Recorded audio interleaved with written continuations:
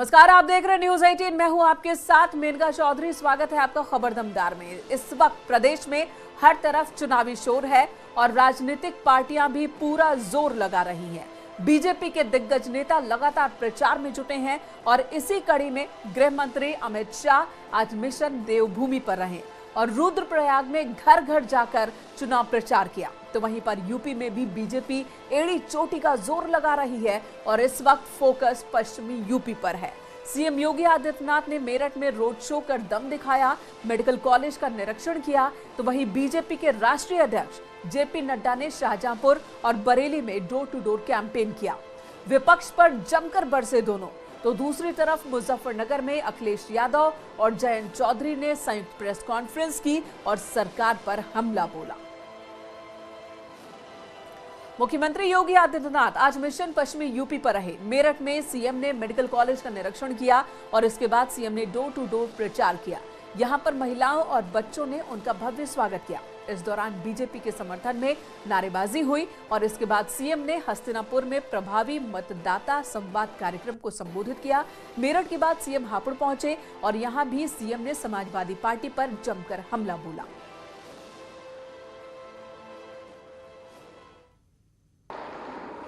पिछली सरकार में चीनी मिलें नहीं चल पाती थी क्योंकि सत्ताधारी दलों के गुंडे आकर के चीनी मिलों से वसूली करते थे। पिछले 5 साल में आपने देखा होगा गन्ना किसानों का 1,56,000 करोड़ रुपए से अधिक का गन्ना मूल्य का तो भुगतान किया ही किया। अब 12 से 16 दिन के अंदर गन्ना किसानों का करंट सीजन का गन्ना मूल्य का भुगतान भी हो रहा है। ये लोग जिन लोगों ने उस समय गौरव और सचिन की हत्या की थी, आज फिर गुमराह करके ये लोग फिर से उसी दंगे की आग में झोंकने की साजिश का हिस्सा बनाना चाहते हैं। कैराना में फिर से पलायन कराना चाहते हैं क्योंकि अब उत्तर प्रदेश में पलायन नहीं होता है, अब तो प्रगति होती है। प्रगति। सीएम योगी ने बिना नाम लिए मुलायम सिंह यादव और अखिलेश यादव पर निशाना साधा। ट्वीट में उन्होंने लिखा है, वे थे तो राम भक्तों पर गोलियां चली, शिव भक्त कांवड़ियों की यात्राएं रद्द हुई, सफाई महोत्सव के कारनामे हुए, हम हैं तो श्री रामलला विराजमान का स्वप्न साकार हुआ। शिव भक्त कांवड़ियों पर हेलीकॉप्टर से पुष्प वर्षा हुई, दीपोत्सव रंगोत्सव उत्तर प्रदेश की पहचान बने।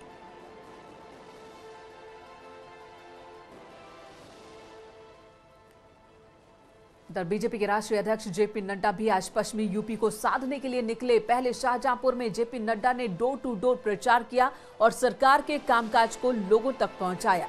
इसके बाद जेपी नड्डा ने बरेली में पूजा अर्चना की और घर घर जाकर लोगों से बीजेपी को वोट देने की अपील की। इस दौरान जेपी नड्डा ने पिछली सरकारों पर जमकर निशाना साधा।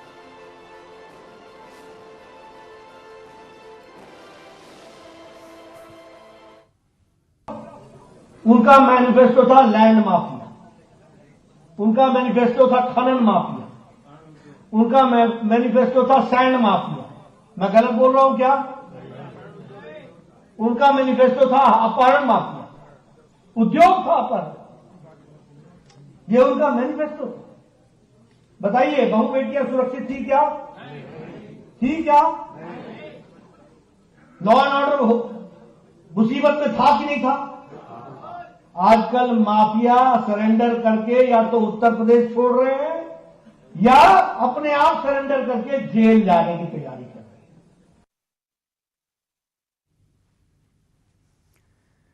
हैं। समाजवादी पार्टी के राष्ट्रीय अध्यक्ष अखिलेश यादव और आरएलडी के राष्ट्रीय अध्यक्ष जयंत चौधरी ने ज्वाइंट प्रेस कॉन्फ्रेंस की। अखिलेश ने बीजेपी पर जमकर हमला बोला। अखिलेश ने कहा कि बीजेपी ने अपने घोषणा पत्र में जो वायदे किए थे उसे पूरा नहीं किया। अखिलेश ने केंद्र सरकार पर आज उनके हेलीकॉप्टर को रोक कर रखने का आरोप भी लगाया। इसके अलावा अखिलेश ने कहा कि अगर हम सरकार में आते हैं तो 300 यूनिट बिजली फ्री देंगे, सिंचाई के लिए बिजली माफ होगी, किसानों के लिए एमएसपी पर खरीद का इंतजाम होगा। इसके अलावा जयंत चौधरी ने कहा कि इस वक्त प्रदेश में विजन वाला सिर्फ एक ही चेहरा है। समाजवादी पार्टी ने बिजली के क्षेत्र में कहा है कि 300 यूनिट मुफ्त होगी, सिंचाई माफ होगी, एमएसपी की खरीद के लिए जो इंतजाम करने पड़ेंगे सरकारी तौर पे किए जाएंगे। वहीं फार्मर्स के लिए कि उनके गन्ने के भुगतान के लिए उन्हें इंतजार न करना पड़े, 15 दिन इंतजार न करना पड़े। Farmers corpus fund, farmers revolving fund budget से देकर के किसानों का समय पर भुगतान करने का काम भी गठबंधन मिलकर के करेगा। जो हम विकास करना चाहते हैं, जिस तरह से भाईचारा और चौधरी चरण सिंह का जो समीकरण था, मुख्य लड़ाई थी जीवन भर, उसे आगे बढ़ाने के लिए हमने गठबंधन किया है। और आज एक ही चेहरा है पूरे उत्तर प्रदेश में जिनके पास अनुभव भी है, विजन भी है और कार्य करने की क्षमता है। तो मैं आभार व्यक्त करता हूं। इधर अखिलेश यादव ने बीजेपी के डोर टू डोर कैंपेन को लेकर भी निशाना साधा और कहा कि बीजेपी के नेता कोविड नियमों का उल्लंघन कर रहे हैं। कि लोग पर्चा भी बांट रहे हैं तो कोरोना फैलाने के लिए बांट रहे हैं ऐसे करके। उन्हें ये नहीं पता इलेक्शन कमीशन को ऐसे लोगों को एकदम रोक देना चाहिए जो ये भूल गए हों कि कोरोना फैलता कैसे है। मुझे खुशी है यहां जितने भी पत्रकार बैठे हैं और हम लोग सब जो इलेक्शन कमीशन की गाइडलाइन है उसका पालन कर रहे हैं।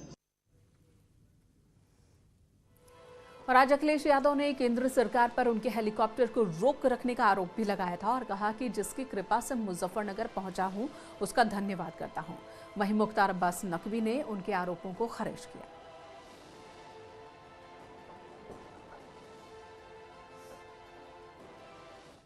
देरी का कारण मुझे नहीं बताया गया। मैं कई घंटे हेलीकॉप्टर में बैठा था, रिफ्यूल कराना पड़ा, उसके बाद मैं आपके बीच में पहुंचा हूं। मैं धन्यवाद देता हूं जिसकी भी कृपा से मैं आपके पास पहुंचा हूं।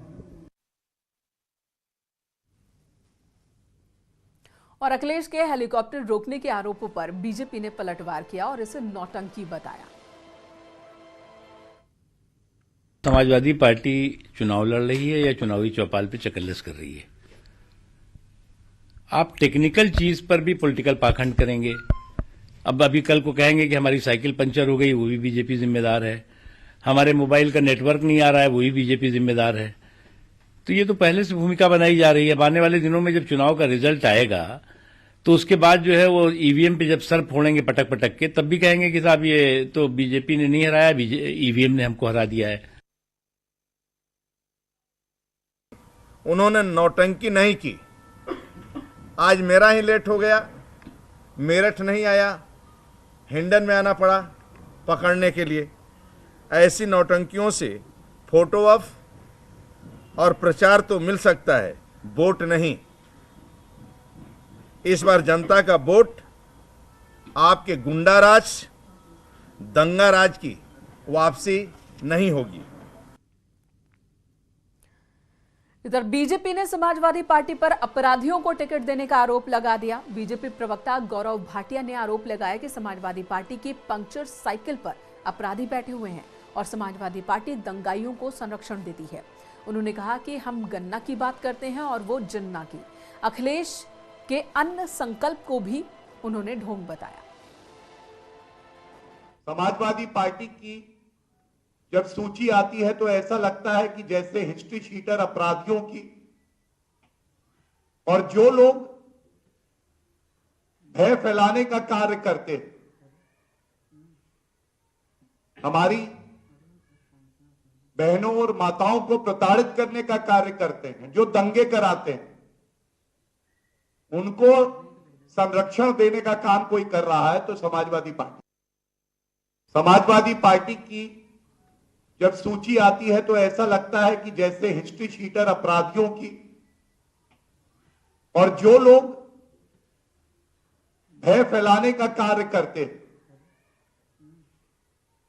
हमारी बहनों और माताओं को प्रताड़ित करने का कार्य करते हैं, जो दंगे कराते हैं, उनको संरक्षण देने का काम कोई कर रहा है तो समाजवादी पार्टी कर रही है। छत्तीसगढ़ के मुख्यमंत्री भूपेश बघेल ने आगरा में डोर टू डोर प्रचार किया। कैंपेन की शुरुआत खेरिया मोड़ चौराहे से हुई और इस दौरान उन्होंने कैंट सीट से कांग्रेस प्रत्याशी सिकंदर वाल्मीकि, दक्षिण से प्रत्याशी अनुज शर्मा और उत्तर से उम्मीदवार विनोद बंसल के प्रचार किया। बघेल 2 दिन के आगरा दौरे पर हैं। वो कल ग्रामीण विधानसभा जाएंगे और वहां पर कांग्रेस उम्मीदवार उपेंद्र शर्मा के लिए वोट मांगेंगे। देख लिया उनकी समस्याओं को कोई निदान नहीं है और यदि आज स्थिति ये है कोई पार्टी आम जनता के मुद्दों को एड्रेस नहीं कर रही है, ऐसे में कांग्रेस पार्टी है जो किसानों को दाम भी देना चाहती है, बेरोजगारों को काम देना चाहती है और महिलाओं को सम्मान देना चाहती है, तो लोग आम जनता है उनका झुकाव कांग्रेस की तरफ है। सभी लोगों ने कहा कि परिवर्तन होना चाहिए और कांग्रेस को आशीर्वाद देने की बात सबने। और इस बीच बीजेपी ने अपने उम्मीदवारों की एक और लिस्ट जारी की जिसमें 91 उम्मीदवारों के नाम हैं। सिद्धार्थनाथ सिंह को इलाहाबाद वेस्ट से टिकट दिया गया तो शलभमणि त्रिपाठी को देवरिया से, जयप्रताप सिंह को बंसी से, नंद कुमार नंदी को इलाहाबाद दक्षिण से टिकट दिया गया है। इसके अलावा अयोध्या से वेद प्रकाश गुप्ता, बहराइच से अनुपमा जायसवाल को उम्मीदवार बनाया गया।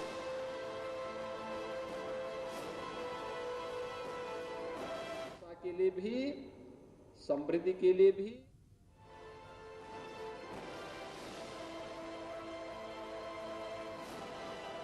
बीजेपी ने 91 प्रत्याशियों की लिस्ट जारी की है। उन सभी लोगों के नाम इस वक्त आपके टीवी स्क्रीन पर हैं। आज जो लिस्ट जारी हुई है उसमें कुल 91 उम्मीदवारों के नाम हैं। जो बड़े नाम हैं वो आपको एक बार फिर से बता दूं। जो बड़े नाम आज की लिस्ट में शामिल हैं उसमें सिद्धार्थनाथ सिंह हैं जिन्हें इलाहाबाद पश्चिम से टिकट दिया गया, शलभमणि त्रिपाठी को देवरिया से उम्मीदवार बनाया है बीजेपी ने, जयप्रताप सिंह को बंसी से, नंद कुमार नंदी को इलाहाबाद दक्षिण से टिकट दिया गया। इसके अलावा अयोध्या से वेद प्रकाश गुप्ता और बहराइच से अनुपमा जायसवाल को मैदान में उतारा है बीजेपी ने। इस लिस्ट में ज्यादातर उम्मीदवार वो लोग हैं जो अभी भी विधायक हैं, यानी कि इस लिस्ट में वैसे लोगों की संख्या कम है जिनके टिकट कटे हैं।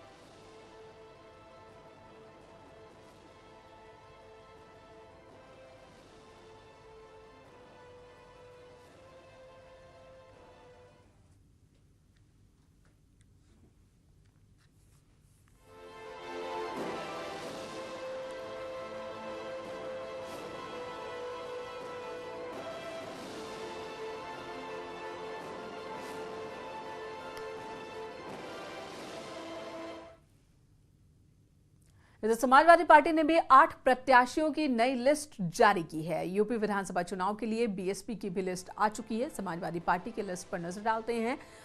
बीएसपी की लिस्ट में कुल 53 प्रत्याशियों के नाम शामिल है। ज्यादातर उम्मीदवार चौथे चरण के चुनाव के हैं। वहीं समाजवादी पार्टी ने भी आज अपने उम्मीदवारों की सूची जारी की जिसमें 8 उम्मीदवारों के नाम शामिल है।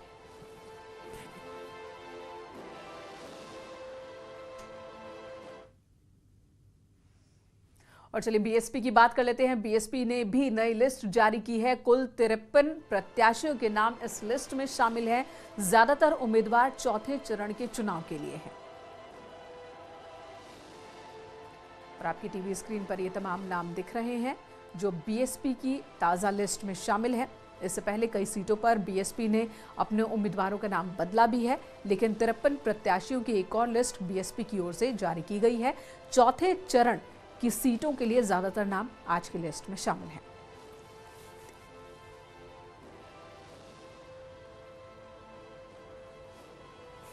तो आपके टीवी स्क्रीन पर ये तमाम नाम दिख रहे हैं।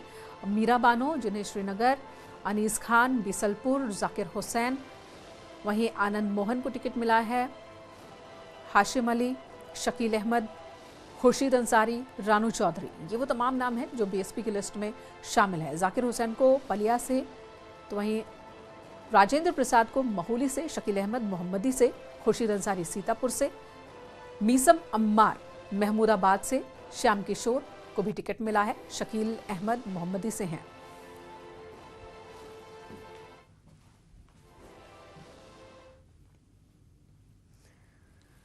यहां रुकेंगे एक छोटे से ब्रेक के लिए, जल्द लौटेंगे। आप बने रहे हमारे साथ।